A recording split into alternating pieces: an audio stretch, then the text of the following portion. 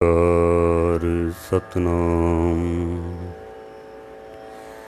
करता पुरख निर्भव निर्वैर अकाल मूरत अजूनी सैभं गुर प्रसाद जप आद सच जुगाद सच है भी सच नानक होसी भी सच। डंडौत बंधन अनुपवार सर्व कला समर्थ डोलन ते रखो प्रभु नानक दे कर हथ डोलन ते रखो प्रभु नानक दे कर हथ।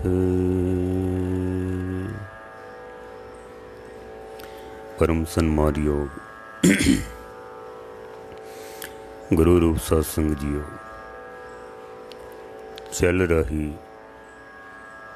लड़ीवार सत्संगत दी जो कथा आप सरवण कर रहे हो,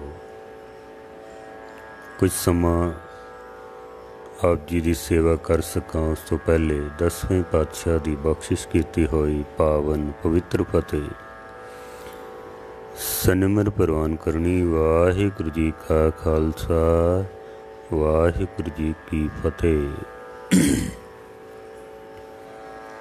विचारां आप सरवण कर रहे हो। मेरे माधव जी सत संगत मिले सो तरिया गुर प्रसाद परम पद पाया सोके काष्ट हरिया।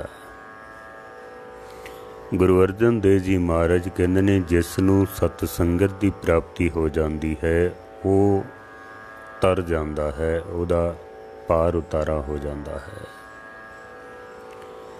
बहुत सारिया विचारां अपने सरवण कीतियां ने। कल जैसे भाई साहब भाई गुरदास जी का सवैया अपने सरवण किया है कि किस तरह वो नीच लोग जो अपनी संगत दे नाल प्रेम करते हैं, जैसे चोर नूं मार पैंदी है, पकड़िया जाए, सजा होंदी है, फिर भी अपनी संगत विच जाके बहिंदा है। डाकू दे उत्ते मौत की सजा है, फिर भी अपनी संगत ते बहिंदा है।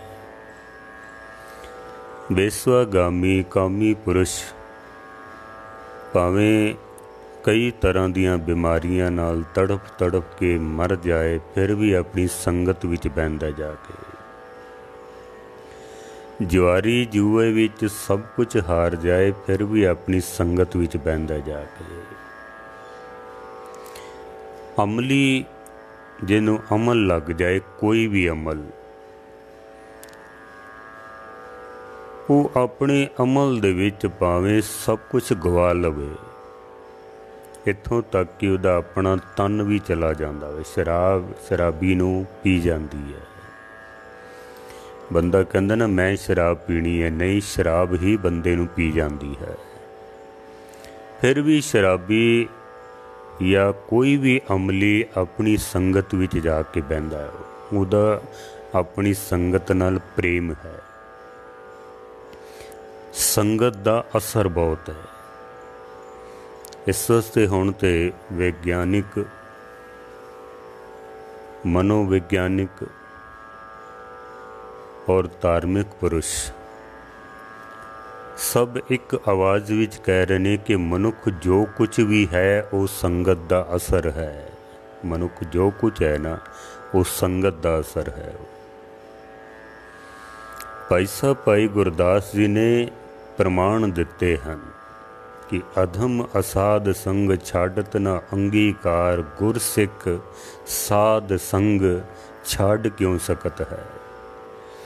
जिस तरह ये नीच लोग अपनी संगत का त्याग नहीं ना करते, भाई साहब कहते ने गुरु के सिख का भी सत संगत दे नाल इतना प्यार होना चाहिए है, इतना प्यार हो।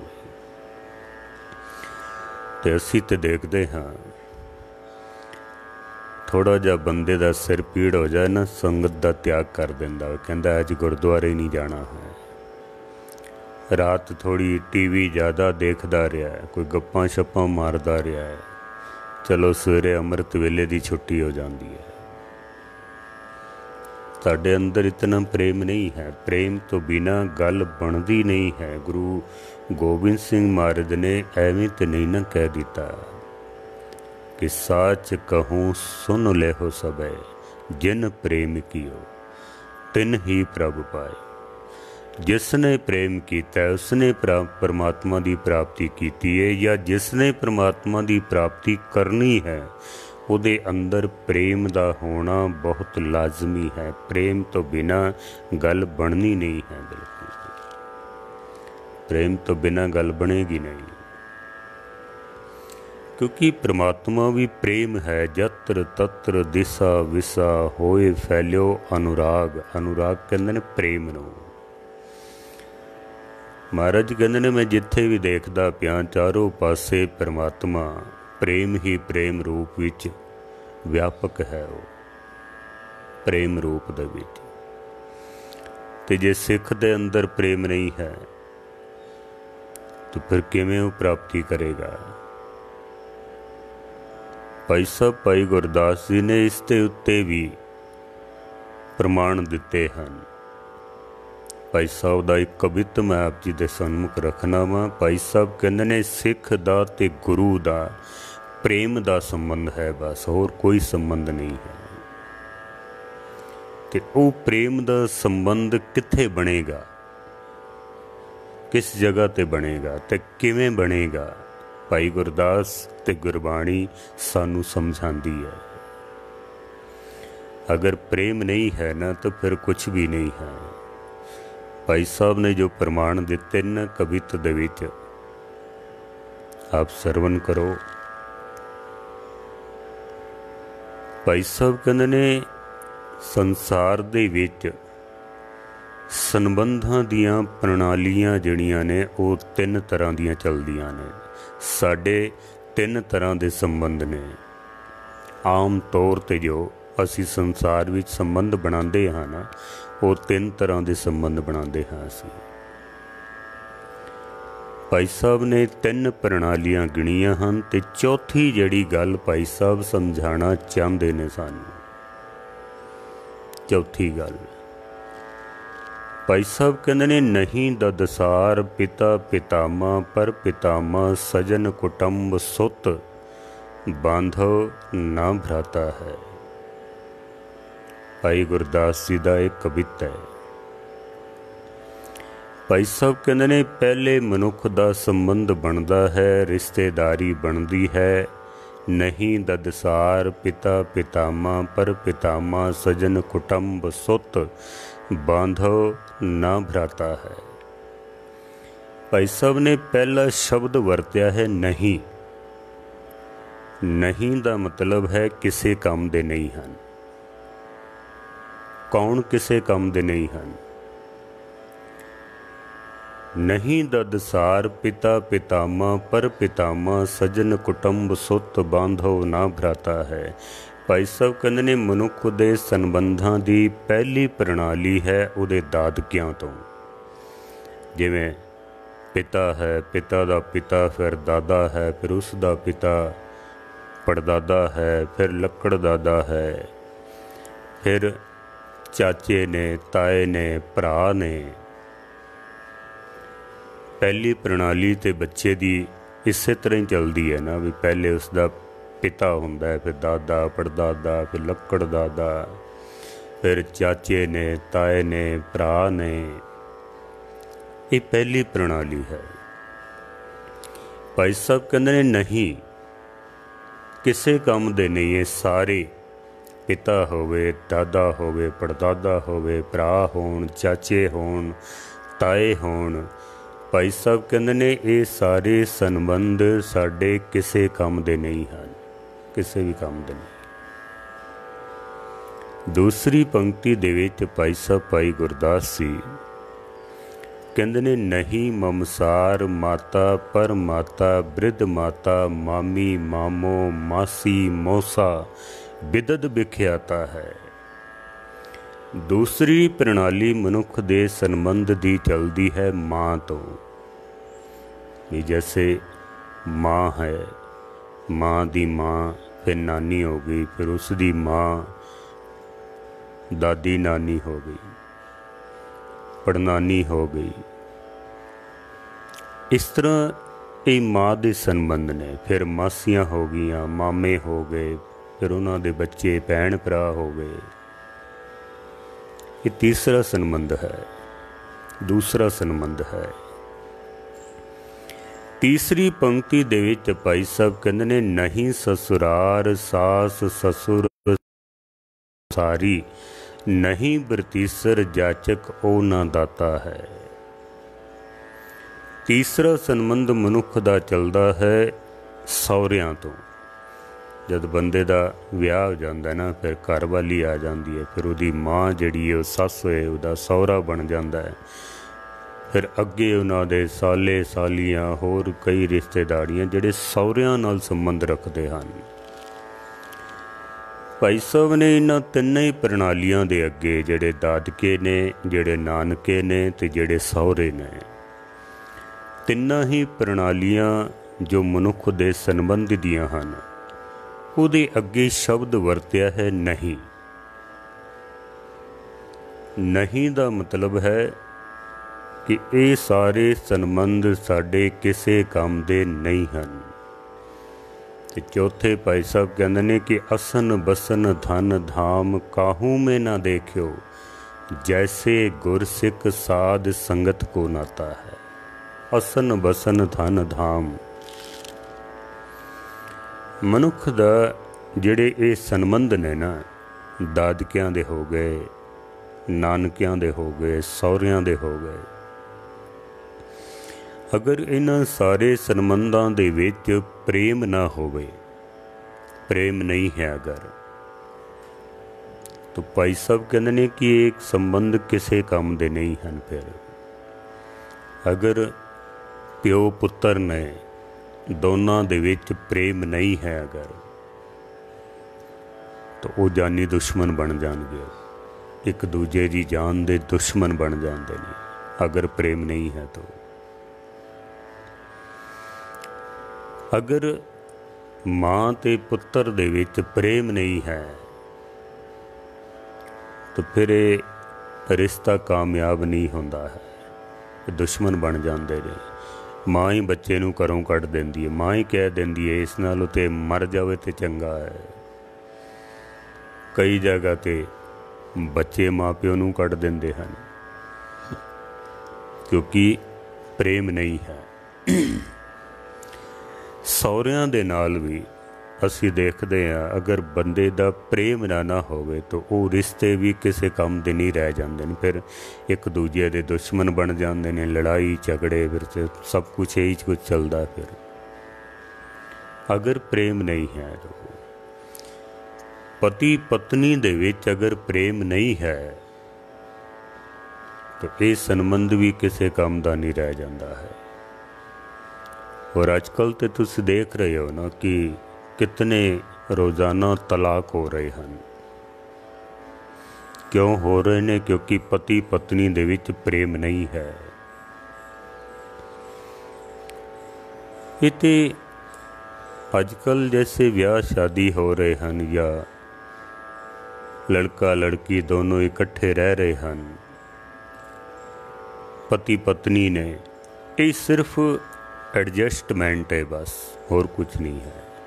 ਐਡਜਸਟਮੈਂਟ ਹੈ, ਇੱਕ ਦੂਜੇ ਨਾਲ ਚਲੋ ਐਡਜਸਟ ਕੀਤਾ ਹੋਇਆ ਵੀ ਮੇਰਾ ਵੀ ਕੰਮ ਚੱਲਦਾ ਰਹੇ ਤੇ ਉਸ ਦਾ ਵੀ ਕੰਮ ਚੱਲਦਾ ਰਹੇ। ਪਤੀ ਪਤਨੀ ਦਾ ਜੋ ਅਰਥ ਸੀ ਨਾ, ਪੁਰਾਤਨ ਸਮੇਂ ਦੇ ਵਿੱਚ ਜੋ ਪਤੀ ਪਤਨੀ ਦਾ ਮਤਲਬ ਹੁੰਦਾ ਸੀ, ਉਹ ਅੱਜ ਕੱਲ੍ਹ ਬਿਲਕੁਲ ਭੁੱਲ ਗਏ ਹਨ ਲੋਕ। वो तो भुल ही गए ने। इसी वास्ते घरां दे विच लड़ाई झगड़े हर वक्त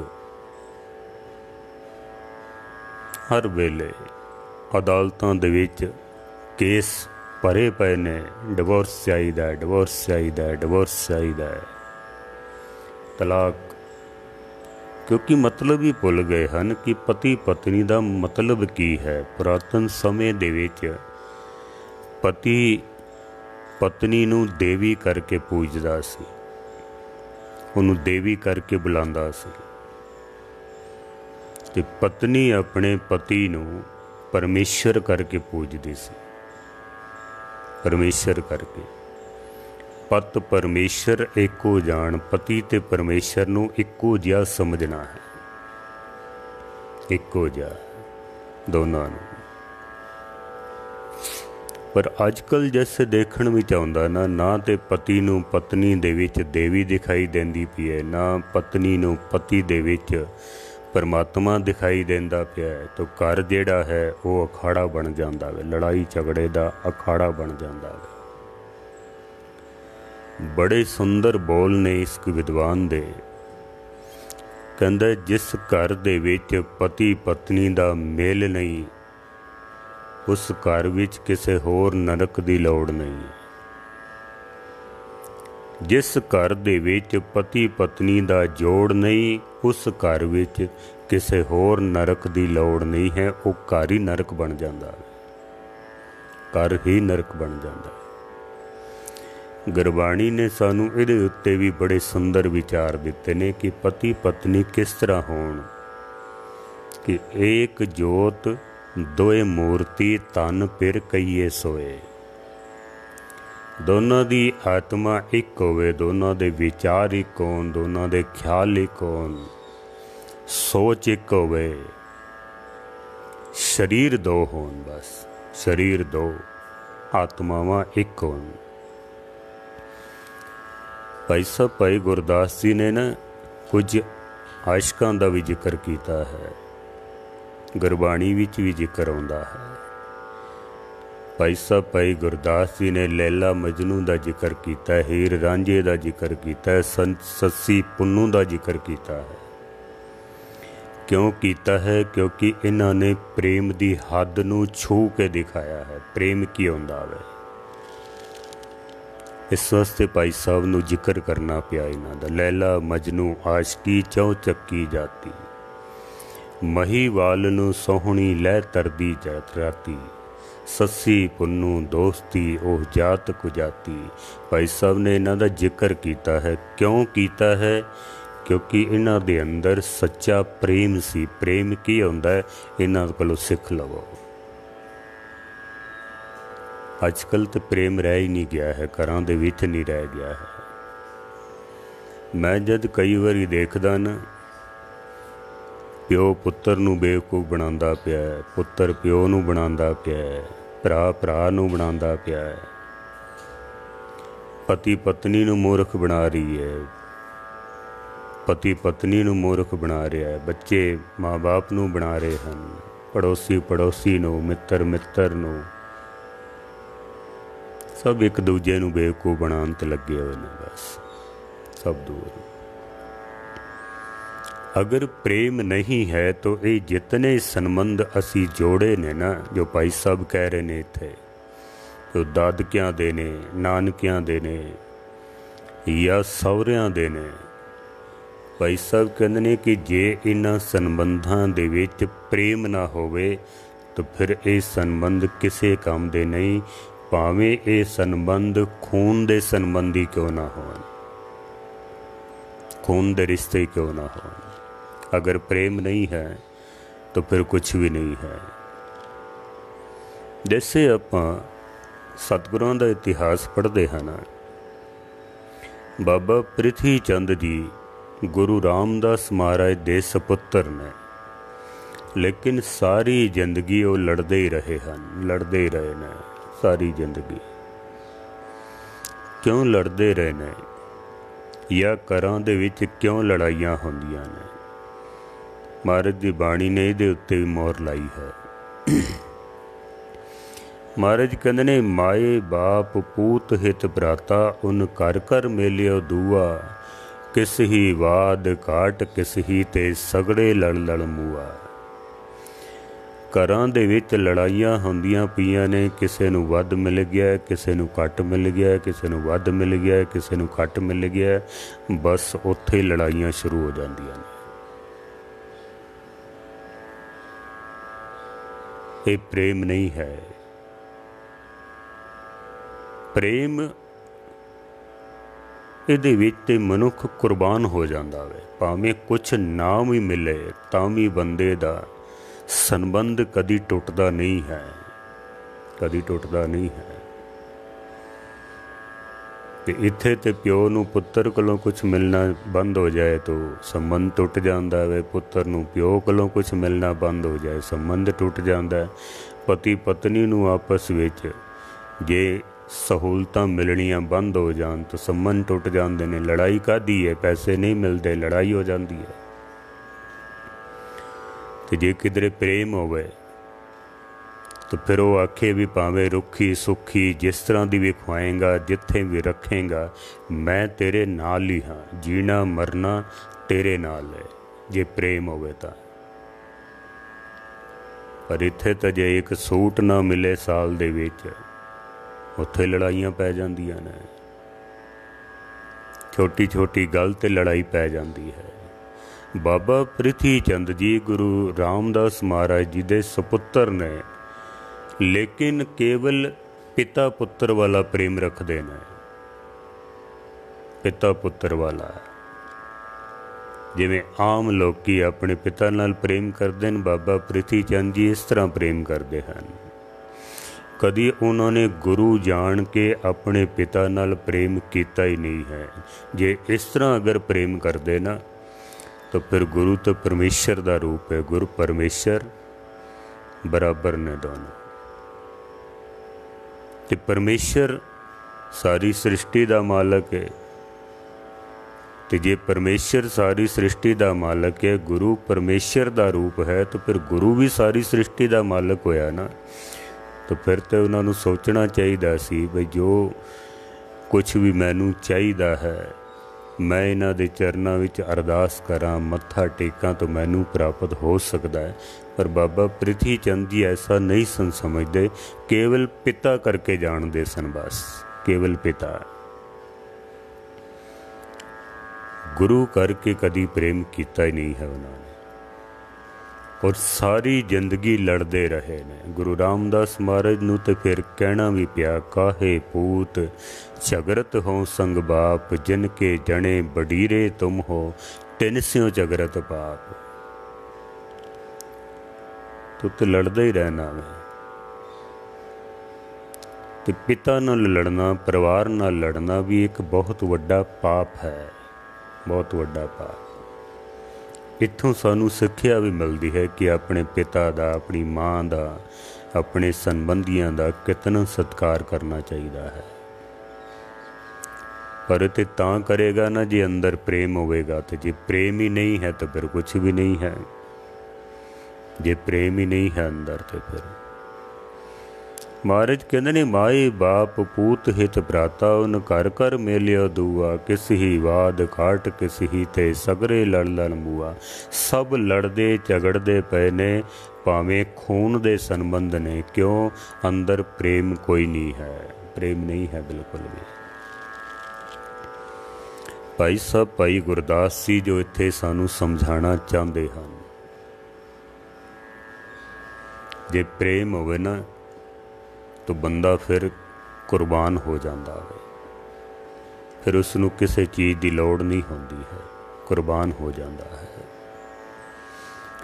पर एक शायर कहता है भी सैकड़ों दर्द मन मिलते हैं, काम के वक्त चंद मिलते हैं, जब मुसीबत आती है तो सबके दरवाजे बंद मिलते हैं, क्यों प्रेम कोई नहीं है। बंदे दे अंदर प्रेम होवे ना, एक दूजे दे नाल प्रेम होवे, भरा भरा दा मददगार बने, बच्चे माँ प्यो दे मददगार बनन, माँ प्यो बच्चियां दे मददगार बनन, पति पत्नी दे मददगार होण, अंदर प्रेम होवे साडे। पर कहते प्रेम है नहीं है। उंज कहण नूं सारे मित्र नज़र आते ने, रिश्तेदार नज़र आते ने, पर जदों मुसीबत आती है ना तो फिर सबके दरवाजे बंद मिलते हैं, फिर सब दे बंद मिलते हैं। तो जिन्हां दा प्रेम होंदा है ना वो तो अद्धी रात नूं भी आके ते फिर मदद करते हैं, अद्धी रात नूं भी। ऐसी लॉकडाउन दे विच देखिया ना किन्ना किन्ना दे अंदर प्रेम सी वो सारा नज़र आ गया वे। बड़िया बड़िया लोगों दियां जड़ियां तस्वीरां बनिया हुई सन ना भी ये बड़े गुरमुख ने, बड़े प्यार वाले ने, उन्हां दियां तस्वीरां इस करोना काल ने नगन करके रख दित्तियां ने। जेड़े प्रबंधक कहते सन ना कि ये गुरु के वजीर ने, गुरु के कीर्तनीय ने, उन्होंने मिनट नहीं लाया कढ़ के बाहर मारिया, उन्होंने मिनट नहीं लाया। उन्होंने अद्धी अद्धी रात नूं मैं वीडियो देख के हैरान होया। अद्धी अद्धी रात नूं रागी ग्रंथियां नूं, सेवादारां नूं कढ़ दिता गया, खड़े पैर ही कढ़ दिता गया। कि जे किधरे प्रेम होंदा ना गुरु के वजीरां नाल तो कम से कम इतनी हरकत ते ना कर दे। चलो नहीं तुहाडे कोल आमदनी है, तुसी थोड़ा दे देंदे उन्होंने फिर भी सबर कर लेना सी। पर जिन्हों ने बिल्कुल कढ़ ही दिते हैं बाहर बेचारे, वो कित्थे जाण, फिर वो कित्थे जाण। क्यों? क्योंकि प्रेम नहीं है, प्रेम नहीं है। जे प्रेम होंदा ना तो ऐसी कोई हरकत साढ़े सामने ना आती। ऐसी जिन्हां दे अंदर प्रेम है ना वो तो अज विदेशों में बैठे हुए भी इंडिया दे विच रागियां दी, प्रचारकां दी, होर गरीब लोगों की मदद करते पे ने। मस्कीन जी दे बहुत ही अजीज, उन्होंने मैनू मना किया मेरा नाम नहीं लेना, नहीं तो मैं सारी डिटेल तुहाडे सामने रखदा। बाहर बैठे हुए, विदेश विच बैठे हुए इंडिया दे रागी प्रचारकां दी उन्हां दे अंदर दर्द है तो वो मदद करते पे ने इंडिया विच बैठे हुए। नहीं तो उन्होंने की लोड़ पई है, वो बाहर बैठे ने उत्थे। पर क्योंकि मस्कीन जी की संगत की है, मस्कीन जी रागियां प्रचारकां नाल बहुत प्रेम करते सन, तो उन्होंने मस्कीन जी कोलों सिक्ख्या लई है। मस्कीन जी वर्गा सुभाव उन्हां दे अंदर छलकदा है। वो रागी प्रचारकां दी विदेश विच बैठे हुए मदद करते पे ने। उत्थों मदद क्यों? क्योंकि अंदर प्रेम है, तड़फ है अंदर। भाई साहब भाई गुरदास जी कहते हैं कि जितने भी संबंध हैं ना, भावें खून के संबंध ने, दादकियां दे ने, नानकियां दे ने, सहुरियां दे ने, ये किसी भी काम दे नहीं हैं। क्यों? इहदे विच जे प्रेम नहीं है तो कुछ भी नहीं है। जिथों तक एक दूजे की लोड़ पूरी होंदी पई है, लोड़ां साडियां पूरियां हो रही हैं तो संबंध बने हुए ने। जिस दिन लोड़ पूरी होनी बंद हो जाती है तो टुट जाते हैं। तो भाई साहब कहते हैं कि ये संबंध किसी काम दे नहीं हैं। फिर भाई साहब की करिए फिर? तो भाई साहब जी कहते हैं कि तू गुरु नाल संबंध जोड़। तो गुरु नाल किवें संबंध जोड़िए? असीं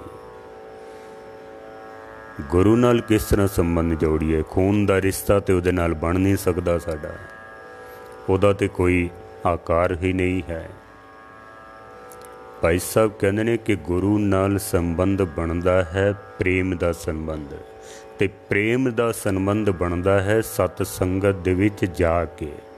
असन बसन धन धाम काहू में ना देखियो, जैसे गुर सिख साध संगत को नाता है।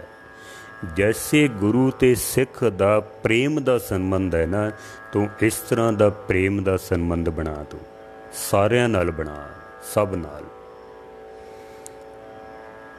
वरना खून दे संबंध भी कोई काम नहीं आउणगे साडे। गुरु दे नाल केवल इक्को ही संबंध जोड़िया जा सकता है, प्रेम दा संबंध। ते प्रेम दा संबंध बढ़ेगा सत संगत दे विच जाके। गुरु तेग बहादुर साहब महाराज सच्चे पातशाह भी ऐसा कह रहे हैं कि रे मन राम स्यों कर प्रीत। ए मेरे मन राम नाल परमेश्वर दे नाल प्रीत कर। महाराज किवें करिए?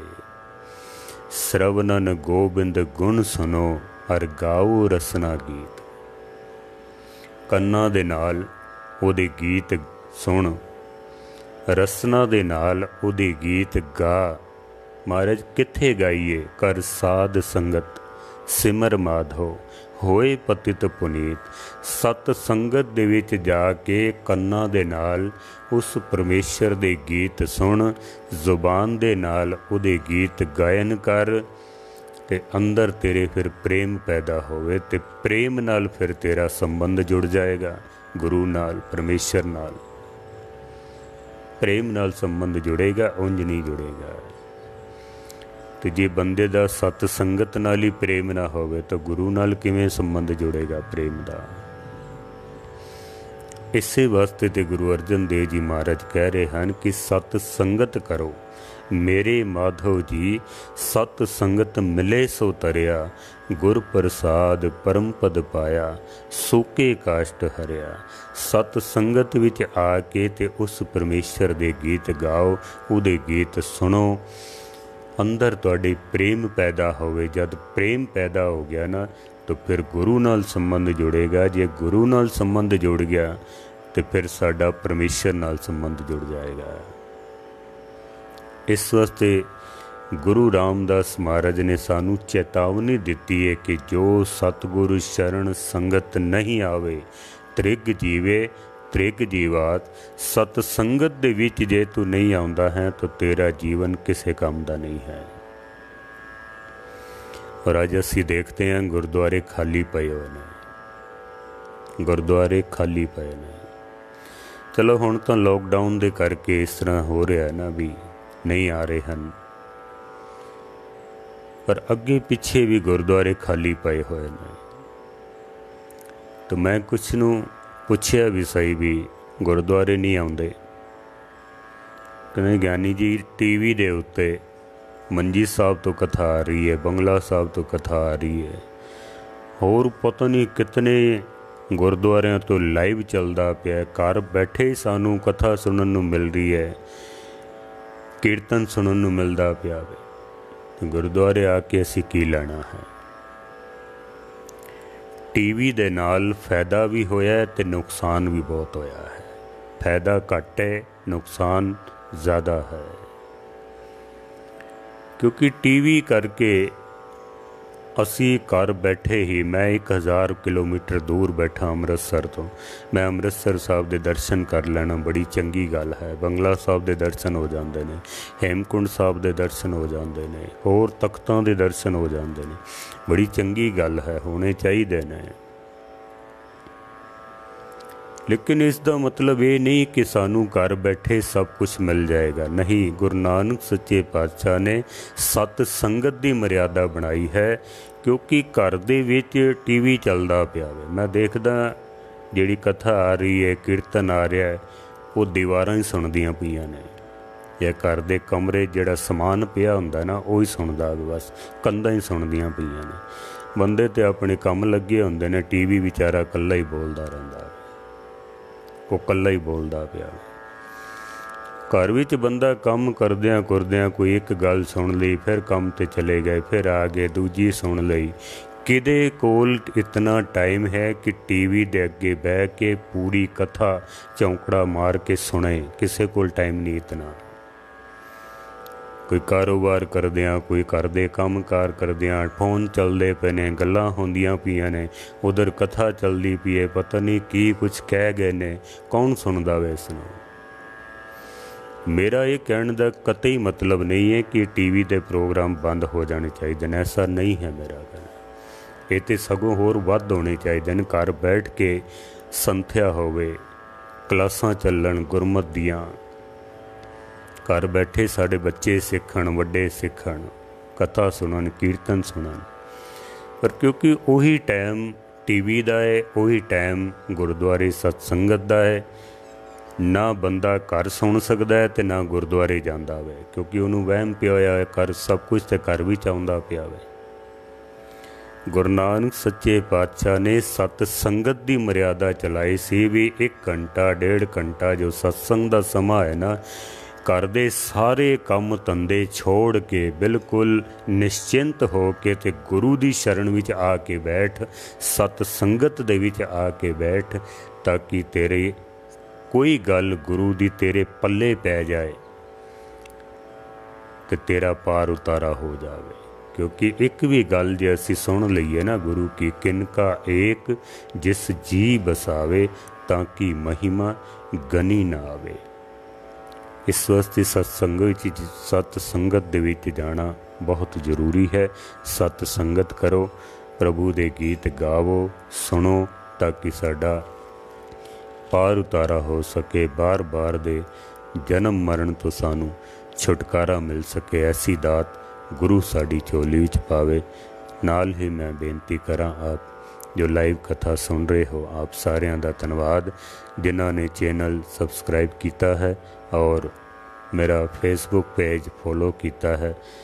जिन्हों ने नहीं किया है उन्होंने बेनती है कि आप ज़रूर ये समझो एक भेटा होगी मेरे वास्ते कि आप मेरे पेज को फॉलो करो और यूट्यूब चैनल कथा सागर मनमोहन सिंह निमाणा आप उसनों सबसक्राइब करो, ताकि रोज़ाना की कथा आप जी तक पहुँच सके, होर संगतां तक पहुँच सके। भुलां चुकां दी क्षमा। वाहिगुरू जी का खालसा, वाहिगुरू जी की फतेह।